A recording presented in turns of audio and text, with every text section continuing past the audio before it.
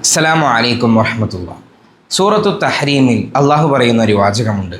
യാ അയ്യുഹല്ലദീന ആമനു ഖൂ അൻഫുസകും വ അഹ്ലീകും നാറ വഖൂദുഹന്നാസു വൽ ഹിജാറ.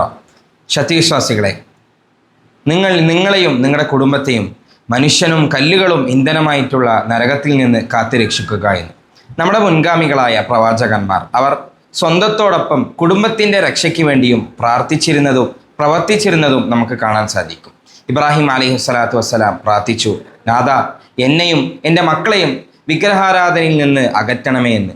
മുത്തുനബി സല്ലല്ലാഹു അലൈഹി വസല്ലമ ലൈലത്തുൽ ഖദ്റിന് സാധ്യമുള്ള അവസാനത്തെ 10 കുടുംബത്തെയും കൂടെ ഇബാദത്തിന് വേണ്ടി ഉണർത്തുമായിരുന്നു. പ്രിയപ്പെട്ടവരെ, കുടുംബം അത് അമാനത്താണ്.